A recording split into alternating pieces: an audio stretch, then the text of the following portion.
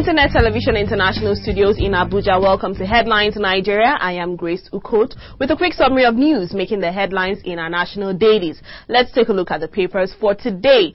Nigerian Compass is the first paper. Police rescue Tafawa Balewa's son from kidnappers.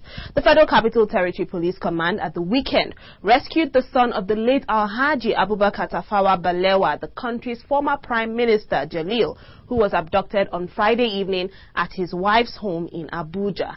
And in next newspaper, Assembly stalls pay probe. Efforts by the Independent Corrupt Practices and Other Related Offences Commission to examine the books of the National Assembly are being frustrated. The commission, which is trying to determine how much each lawmaker earns, is reportedly being pressured to drop the probe. Jonathan commends fire service is seen in the same newspaper.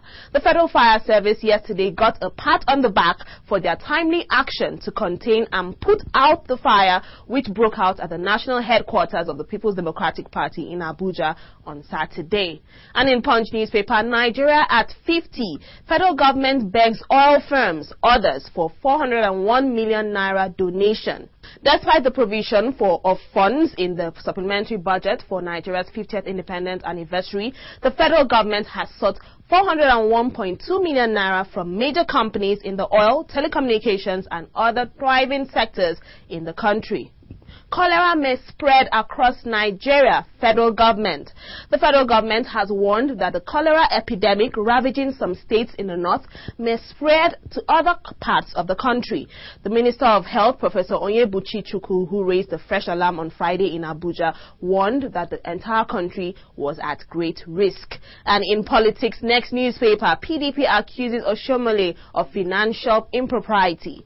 The Edo State chapter of the People's Democratic Party has decried what it described as the rising debt profile of the state, which it estimated at over 50 billion naira within the 20 months of Governor Adams Oshomole's tenure. So, and in Punch newspaper, PDP primaries, IBB Atiku will lose Jonathan's aid. The special advisor on National Assembly matters to President Goodluck Jonathan, Senator Mohammed Abba Aji, on Sunday, said that former military President General Ibrahim Babangida and ex-Vice President Atiku Abubakar would lose the presidential primaries of the People's Democratic Party. We are supporting Jonathan, not PDP, coalition.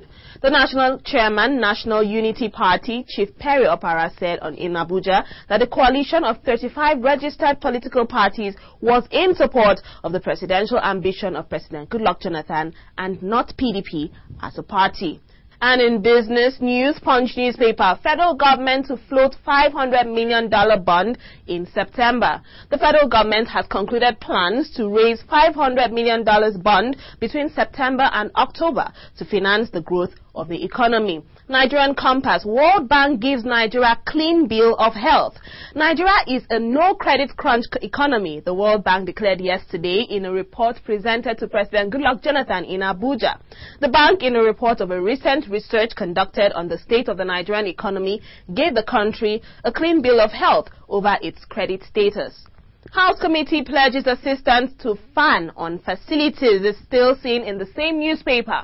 House of Representatives Committee on Aviation has offered to assist the Federal Airports Authority of Nigeria achieve its goal of providing high-quality service to the traveling public. And in next newspaper, stock market in reluctant recovery. The bear's knife cut deeply into listed equities during the first few days trading this week.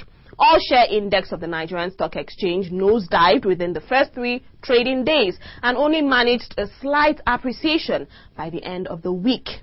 NITEL workers disagree with management over downsizing. The management of the Nigeria Telecommunications Limited, NITEL, has said the national carrier's workers were party to the decision of the federal government to sack 2,900 of the 3,389 workforce. And in sports, Punch newspaper, Osaze crashes with West Brom. Super Eagles striker Osaze Odemwingie could not help West Brom salvage any point at Anfield Stadium as they fell 1-0 to Liverpool on Sunday. Nigerian Compass, Yobo Ayegbeni still nursing injuries.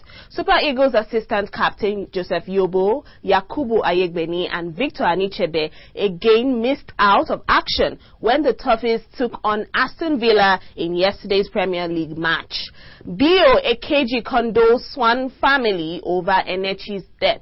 The Minister of Sports and Chairman, National Sports Commission, Alhaji Ibrahim Issa Bio, has described the sudden death of the immediate past chairman of the Lagos chapter of the Sports Writers Association of Nigeria, Emeka Enechi, as a great loss, not only to the sports family, but to the entire country. And in next newspaper, mixed fortunes for Heartland Eaglets. Nigeria's only surviving club in the CAF Champions League, Heartland, on Sunday recorded their first win of the group stage of the continent's top club competition when they beat visiting Egyptian club side Ismaili. And with this, we come to the end of this edition of the program. Log on tomorrow for fresh news from our dailies. Thanks for logging on.